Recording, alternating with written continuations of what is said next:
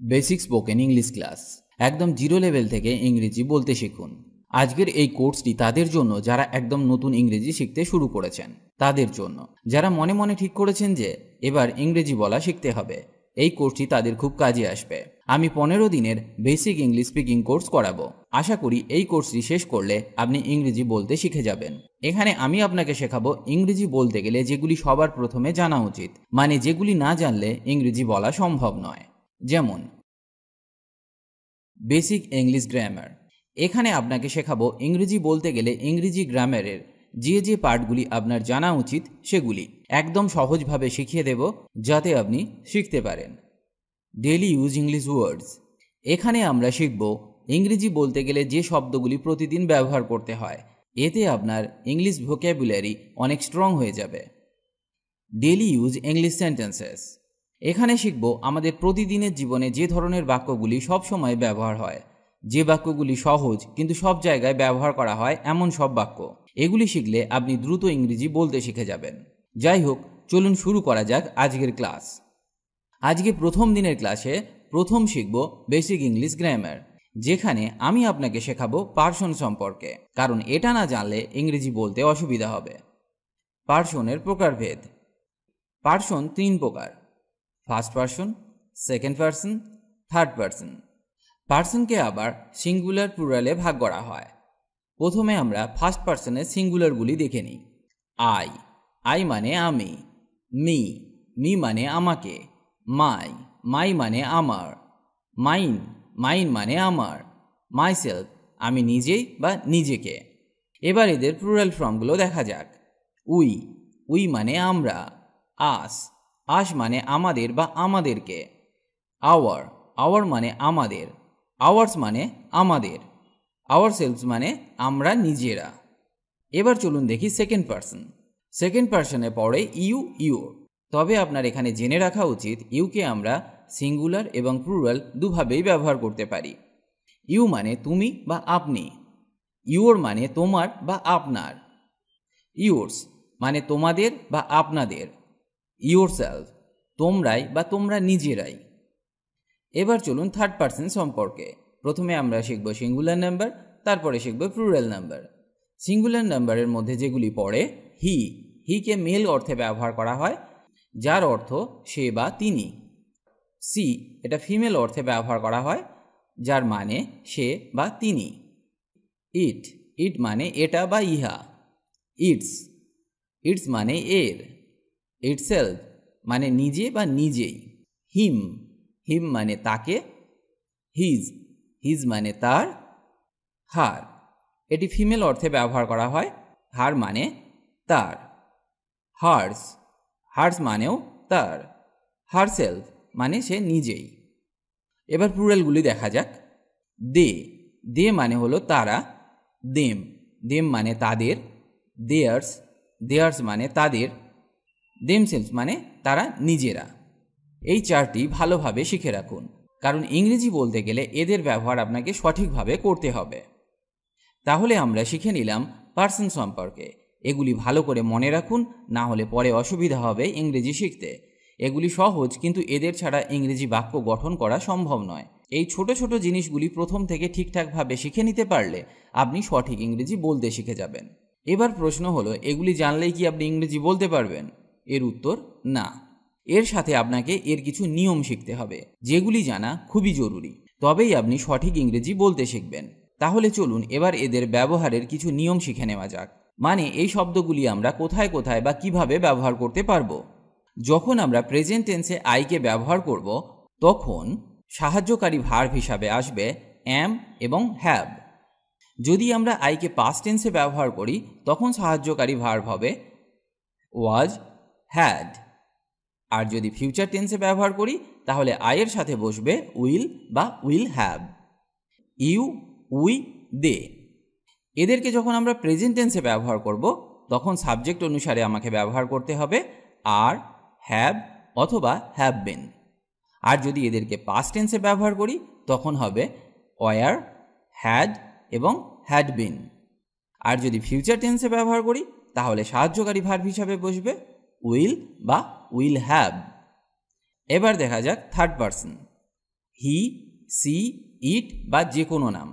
যদি এদেরকে আমরা প্রেজেন্ট টেন্সে ব্যবহার করি তাহলে এদের সাথে সাহায্যকারী ভার্ব হিসাবে বসবে ইজ, হ্যাজ বা হ্যাজ বিন। আর পাস্ট টেন্সে হবে ওয়াজ, হ্যাড অথবা হ্যাড বিন। আর ফিউচার টেন্সে বসবে উইল বা উইল হ্যাভ সাবজেক্ট অনুসারে। এই ছোট্ট টেবিলটি খুব ভালো করে মনে রেখে দিন, কারণ এগুলি কখনোই ভুল করা যাবে না। এখানে যদি ভুল করে ফেলেন তাহলে আপনার বাক্য তৈরি ভুল হয়ে যাবে, তার সাথে বাক্যের অর্থও ভুল হয়ে যাবে। এটা বেসিক ইংলিশ গ্রামার, এগুলি ছাড়া ইংরেজি বলা সম্ভবই নয়। তাই এখানে গুরুত্ব দেবার চেষ্টা করুন, তবেই আপনি সঠিক ইংরেজি বলতে পারবেন। এবার আমরা শিখব কিছু ইংরেজি শব্দ যেগুলি প্রতিদিন ব্যবহার হয়। আজকে আমরা টোটাল 50টি শব্দ শিখব যেগুলি প্রতিদিন ব্যবহার হয় ইংরেজি বলতে গেলে। অবশ্যই এগুলি শিখুন, কারণ এই 15 দিনে এই রকম প্রায় 1000 শব্দ আমরা শিখব যেগুলি প্রতিদিন সব জায়গায় সব সময় ব্যবহার হয়। মানে বাড়ি থেকে অফিস, স্কুল কলেজ থেকে বন্ধুদের আড্ডায় যেসব শব্দগুলি বারবার ব্যবহার হয়। ভোকাবুলারি না বাড়ালে অনর্গল ইংরেজি বলা সম্ভব নয়। যাই হোক, আজকে প্রথম শব্দটি শেখা যাক। আস্ক। আস্ক মানে জিজ্ঞাসা করা। বাথ। বাথ মানে স্নান করা। বো। বো মানে ধনুক। বাই। বাই মানে কেনা। ক্ল্যাপ। ক্ল্যাপ মানে হাততালি দেওয়া। ক্লাইম। ক্লাইম মানে আরোহণ করা। এই শব্দগুলো আমাদের সব সময় কখনো না কখনো ব্যবহার করতে হয় প্রতিদিনের জীবনে, তাই এগুলো মন দিয়ে শিখুন। ক্লোজ। ক্লোজ মানে বন্ধ করা। কুক। কুক মানে রান্না করা। ক্রল। ক্রল মানে হামাগুড়ি দেওয়া। ক্রাই। ক্রাই মানে কান্না। কাট। কাট মানে কাটা। ড্যান্স। ড্যান্স মানে নাচা। ডিগ। ডিগ মানে খনন করা। ডাইভ। ডাইভ মানে ডুব দেওয়া। ড্রিম। ড্রিম মানে স্বপ্ন দেখা। ড্রিঙ্ক। ড্রিঙ্ক মানে পান করা। ইট। ইট মানে খাওয়া। ফাইট। ফাইট মানে লড়াই। ফ্লাই। ফ্লাই মানে উড়া। গিভ। গিভ মানে দেওয়া। হাগ। হাগ মানে আলিঙ্গন করা। জাম্প। জাম্প মানে ঝাঁপ দেওয়া। নিট। নিট মানে বুনা। লাফ। লাফ মানে হাসা। লিসন। লিসন মানে শোনা।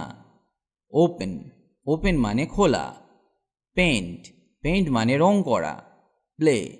প্লে মানে বাজানো, আবার প্লের অর্থ খেলা। রিড। রিড মানে পড়া। রাইড। রাইড মানে চড়া।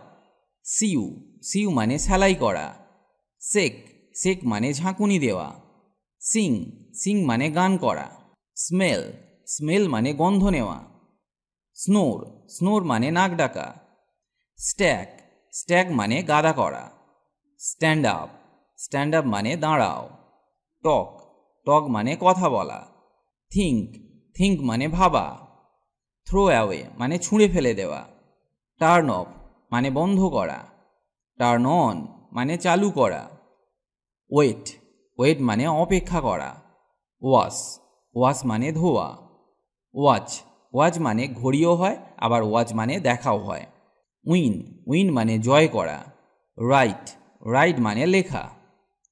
প্রথমে আমরা শিখলাম বেসিক ইংরেজি গ্রামারের কিছু নিয়ম, তারপর শিখলাম কিছু daily use most common English ওয়ার্ডস। এবার আমরা শিখব কিছু ডেলি লাইফ সেন্টেন্সেস, মানে এমন কিছু বাক্য যেগুলি আপনি সব সময় সব জায়গায় ব্যবহার করতে পারবেন। তবে তার আগে আমরা শিখব কিভাবে বাক্য তৈরি করতে হয়, কারণ সেটা না জানলে আপনি সঠিক বাক্য তৈরি করতে পারবেন না, যার ফলে ইংরেজি ভুল হবার একটা চান্স থেকে যাবে। তাই আমরা প্রথম দিন থেকেই সঠিকভাবে ইংরেজি শেখা শুরু করব। এখানে আমরা শিখব ভার্ব এবং অবজেক্ট দিয়ে কিভাবে বাক্য তৈরি করা হয়, তাহলে আপনার বুঝতে সুবিধা হবে এবং আপনি খুব সহজেই নিজে থেকেও বাক্য তৈরি করতে পারবেন। তাহলে চলুন শুরু করা যাক। ডিম সিদ্ধ করো। Boil the egg.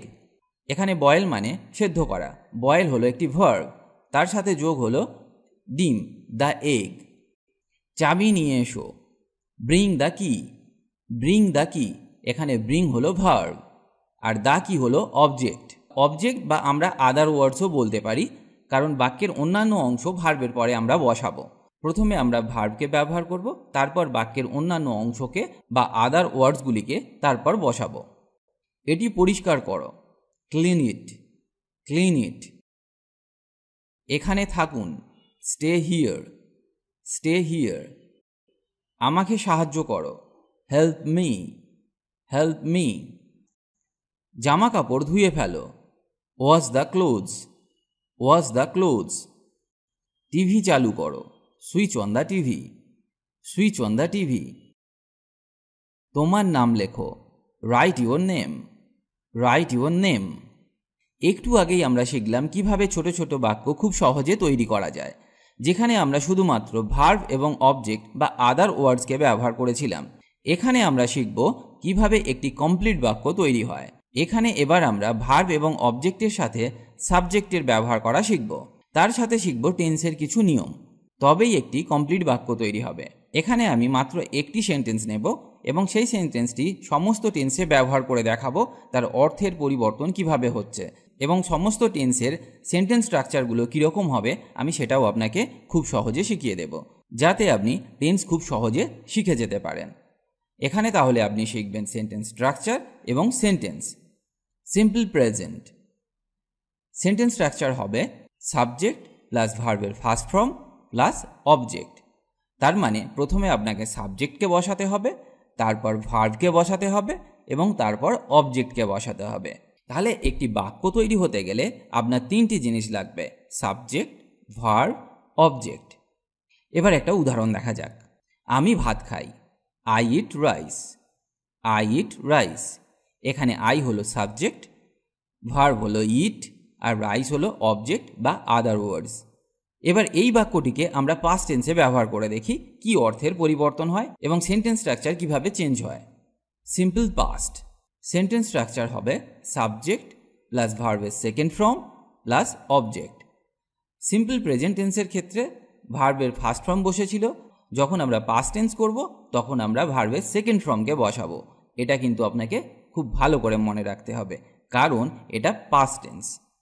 Simple present টেন্সে আমরা বলেছিলাম আমি ভাত খাই, সিম্পল পাস্ট টেন্সে হবে আমি ভাত খেয়েছিলাম, যার ইংরেজি হবে আই এট রাইস। ইটের পাস্ট ফর্ম হলো এট। এবার চলুন দেখা যাক simple future tense. Sentence structure হবে প্রথমে সাবজেক্টকে বসাতে হবে, তারপর উইল বসবে, তারপর ভার্বকে বসাতে হবে কিন্তু ভার্বের ফার্স্ট ফর্ম বসবে প্লাস অবজেক্ট। আমি ভাত খাবো, I will eat rice, I will eat rice. এখানে সাবজেক্ট হলো আই, তারপর আমরা উইলকে বসালাম, তারপর নিয়ম অনুসারে আমরা উইলকে বসালাম এবং ভার্বের প্রেজেন্ট ফর্ম ইটকে বসালাম, তারপর আদার ওয়ার্ডস বা অবজেক্টকে বসালাম। এবার চলুন দেখে নেওয়া যাক present continuous tense. Sentence structure হবে এই রকম, প্রথমে সাবজেক্টকে বসাতে হবে, তারপর সাবজেক্ট অনুসারে অ্যাম ইজ আরকে বসাতে হবে, তারপর ভার্ব বসবে এবং এখানে অবশ্যই ভার্বের সাথে আইএনজিকে যোগ করতে হবে এবং তারপর অবজেক্টকে বসাতে হবে। উদাহরণটা দেখে নেওয়া যাক। আমি ভাত খাচ্ছি। প্রেজেন্ট ইনডিফিনাইটে শিখেছিলাম আমরা আমি ভাত খাই, সেই বাক্যটাই প্রেজেন্ট কন্টিনিউয়াস টেন্সে হবে আমি ভাত খাচ্ছি, I am eating rice, I am eating rice. এখানে ইট হলো মেইন ভার্ব, তার সাথে আমরা আইএনজিকে যোগ করলাম। তাছাড়া আই এর সাথে আমরা সাহায্যকারী ভার্ব হিসাবে অ্যামকে বসালাম। এবার শিখব আমরা past continuous tense. Past continuous টেন্সে সেন্টেন্স স্ট্রাকচার হবে subject plus was were plus verb plus ING plus object. আমি ভাত খাচ্ছিলাম। প্রেজেন্ট কন্টিনিউয়াস টেন্সে ছিল আমি ভাত খাচ্ছি, সেটা পাস্ট কন্টিনিউয়াস টেন্সে হয়ে গেল আমি ভাত খাচ্ছিলাম, I was eating rice, I was eating rice.